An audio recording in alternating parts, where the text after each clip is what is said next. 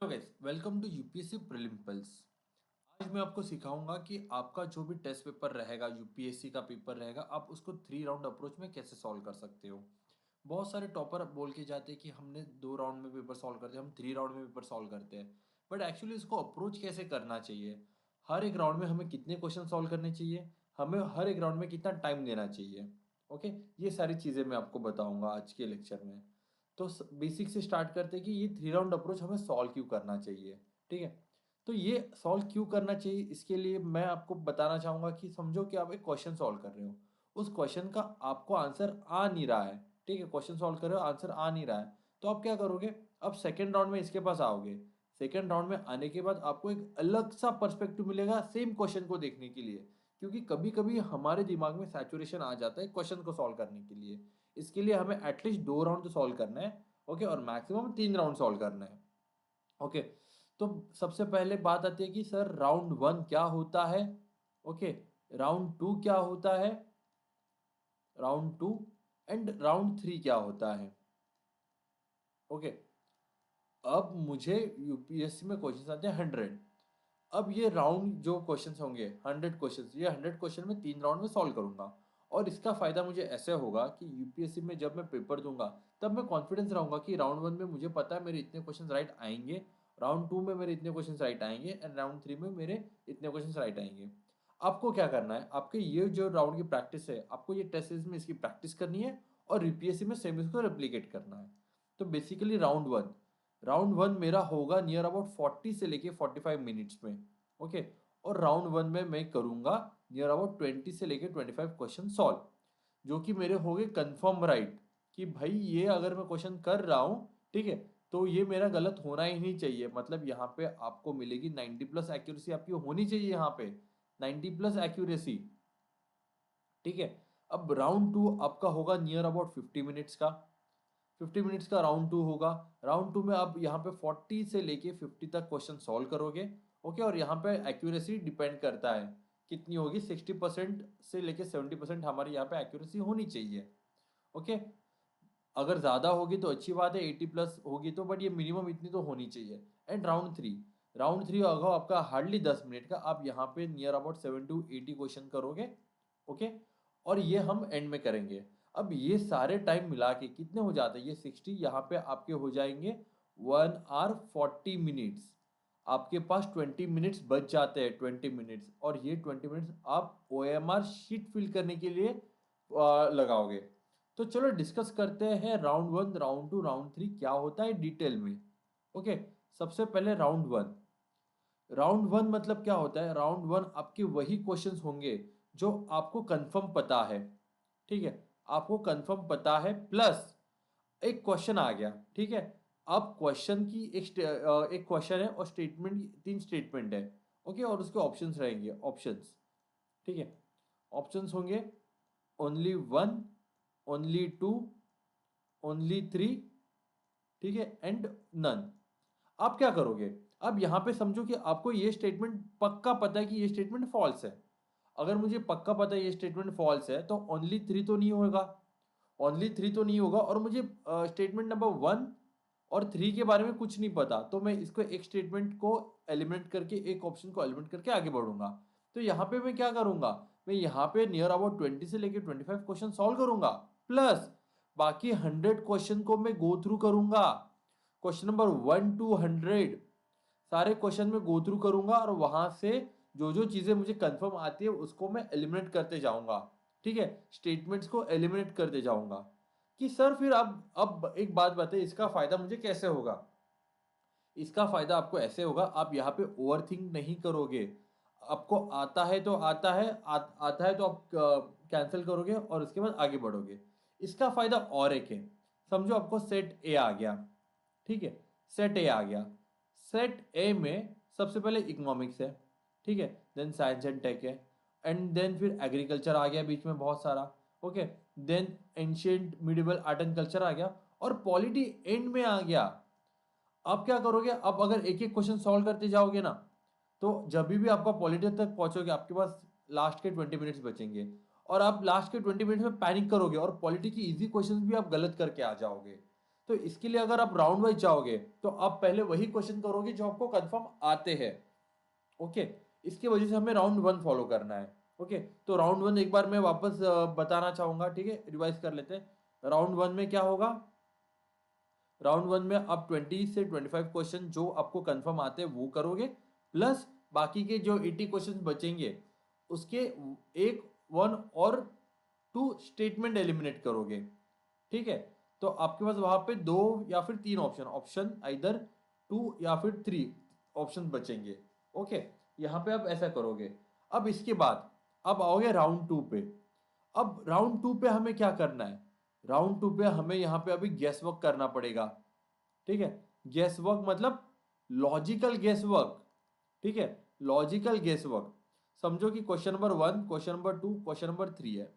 Question number 1 ने आपने 2 option छोड़े, ऑप्शन 1, ठीक है, एंड ऑप्शन 2। समझो 2 बच गए। अब यहाँ पे अभी आपको दोनों स्टेटमेंट को देखना है और उसके अकॉर्डिंगली आपको अभी एक कॉल लेना ही पड़ेगा, इधर 1 पे और 2 पे। Okay, then option question number 2 भी ऐसे होगा एंड क्वेश्चन नंबर 3 भी ऐसे ही होगा।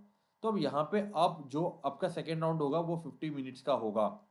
सेकेंड राउंड आपका 50 मिनट्स का होगा और सेकेंड राउंड में नियर अबाउट आप 50 प्लस टू 60 क्वेश्चन सॉल्व करोगे। ओके, अब इसको और अच्छे से डिमार्केट करने के लिए क्या कर सकते हो? ओके, जब भी आप राउंड 1 करोगे, राउंड 1 ब्लू पेन से करो एंड राउंड 2 ब्लैक पेन से करो। इससे आपको क्या फायदा होगा? आपको पता लगेगा, अपने जब आप पोस्ट एनालिसिस करोगे आपकी टेस्ट, आपको पता चलेगा आपने ब्लू पेन से मार्क किया फिर रेड पेन से मार्क किया। अगर आपने ब्लू ब्लू पेन से मार्क किया इसका मतलब आपका, और फिर भी आपका गलत हो गया, मतलब आपकी रिवीजन में कुछ तो कमी है, आपको उस रिवीजन के ऊपर बहुत अच्छे से फोकस करना पड़ेगा। Okay, round 1 and round 2। Round 1 plus round 2 आपका नियर अबाउट लेगा 1 आवर 40 मिनट्स।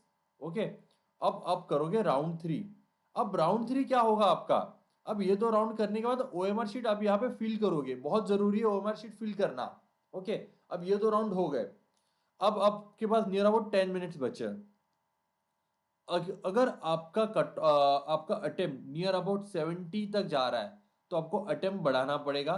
तो अब यहाँ पे राउंड 3 में 10 मिनट्स आपको बस आपके गेस ही लेने, आपको कुछ नया से कुछ अलग से नहीं पढ़ना, आपको बस इन 10 मिनट्स में गेस लेना है। ऑब्वियसली आप इन 10 मिनट्स में near about 9 to 12 question solve कर सकते हो और आपका जो अटेम्प्ट है वो 82 प्लस जा सकता है। अगर आप राउंड 1 एंड राउंड 2 में 80 क्वेश्चंस कर रहे हो तो यहाँ पे ज्यादा 10 मिनट में ज्यादा क्वेश्चन करने की जरूरत नहीं है। 4 to 5 क्वेश्चन भी करोगे फिर भी मोर देन इनफ है। अब जैसे जिसकी श्रद्धा की जिसको कितने क्वेश्चन अटेम्प्ट करने हैं। ओके, अब ये हो गया in general round 1, round 2, round 3 कैसे करना है। अब मैं आपको प्रैक्टिकली करके दिखाता हूँ कि राउंड 1, राउंड 2 एंड राउंड 3 आप कैसे कर सकते हो। ओके, इमेजिन करो कि ये मेरा पेपर है, दिस इज माई पेपर, ये मैंने 2023 का पेपर ले रखा है। ओके, 2023 का पेपर है। अब मैं आपको बताऊंगा कि इसको राउंड 1, राउंड 2, राउंड 3 कैसे करते हैं। तो यहाँ पे मैं सबसे पहले कौन सा पेन यूज करूंगा? मैं पेन यूज करूंगा ब्लू पेन। ओके, मैंने ब्लू पेन यहाँ पे यूज करना स्टार्ट कर दिया। अब देखो, consider the following statement, the Jhelum river passes through Wular lake. ये स्टेटमेंट ट्रू है, मुझे पता है क्योंकि मैंने एनसीईआरटी में पढ़ी है। तो देखो, नन तो नहीं होगा मेरा ऑप्शन। अब Krishna river directly fed Kolleru lake, ये स्टेटमेंट मुझे पता है ये फॉल्स है।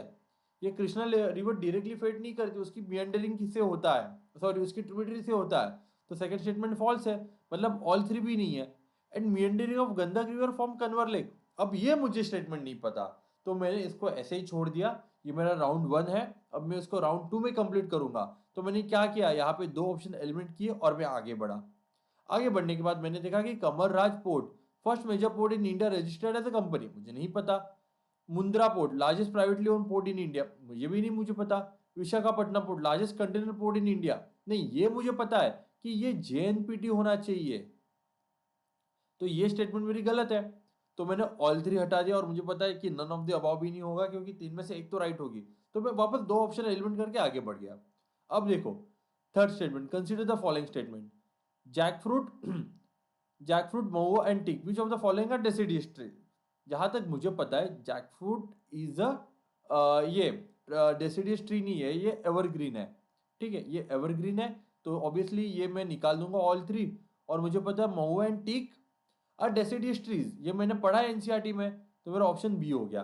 अब देखो मैंने क्या किया, मुझे जो कंफर्म पता है मैंने वही हाथ लगाया, मैंने सब कुछ करते ही नहीं बैठा। इससे क्या होगा, आप कोई भी क्वेश्चन पे ओवरथिंक नहीं करोगे, और अगर आप ओवरथिंक नहीं करोगे तो आप वो जो इजी क्वेश्चन बहुत इजीली सॉल्व कर सकते हो। और देखते हैं कि consider the following statement, India is more arable area than China, ये मुझे नहीं पता। The proportion of irrigated area is more in India compare to China, yes this is true statement. ये मैंने 2020 के पेपर में आ रखी है, इसके वजह से मुझे पता है कि ये स्टेटमेंट ट्रू है कि India has the largest irrigation area. तो मैंने क्या किया, नन हटा दिया। The average productivity per hectare in Indian agriculture is higher than in China, मुझे नहीं पता, देन यहाँ पे मैंने बस एक ही ऑप्शन हटा दिया और मैं आगे बढ़ गया। अब ऐसे ही और क्वेश्चन करते आगे के, चलो ये मैं स्किप कर देता हूँ आपको और समझाने के लिए कि स्टेटमेंट वाइज कैसे करना है। कि देखो, consider the following statement, Amarkantak hill are at confluence of Vindhya and Sahyadri. अब मुझे पता है अमरकंटक हिल विंध्या एंड सतपुरा के यहाँ पे है, तो this is a false statement, तो मैंने ये हटा दी। Okay. Biligirirangan hills constitute the easternmost part of Satpura range. अब यहाँ पे जो मुझे लग रहा है, ये नाम से मुझे दिखाई दे रहा है, क्या दिखाई दे रहा है कि ये थोड़ा साउथ इंडियन नेम लग रहा है, ठीक है, साउथ इंडियन नेम लग रहा है, तो यहाँ पे ये स्टेटमेंट फॉल्स होगी। बट मुझे कंफर्म पता है क्या, ये तो मेरा गेस वर्क है, तो मैं इसको हाथ नहीं लगाऊंगा। Seshachalam hill constitute the southernmost part of western Ghat. अब मुझे पता है कि Seshachalam hills are in the eastern Ghat, तो ये स्टेटमेंट फॉल्स है, तो ये स्टेटमेंट मेरे ओनली टू भी नहीं होगा। ओके, तो इधर ओनली वन होगा और नन होगा। अब मुझे पता है कि तीनों में से एक तो राइट होनी है, तो मैं ये वन करके आगे बढ़ जाऊंगा। ओके, तो ऐसे करके, ठीक है, और एक क्वेश्चन देखते हैं। तो यहाँ पे कि statement one, India despite having uranium deposit depend on coal most of the electricity position production, this is true, ये मुझे पता है स्टेटमेंट, ये मेरा ट्रू स्टेटमेंट है, तो ये मेरा ट्रू, देन डी मेरा ऑप्शन एलिमेंट हो गया। Uranium enrich to an extent of at least 60% required for the production of electricity, ये भी मुझे पता है कि 2 to 3% चाहिए, तो ये मैं कंफर्म पता है, तो स्टेटमेंट सेकंड इज फॉल्स, तो मैं सी करूंगा।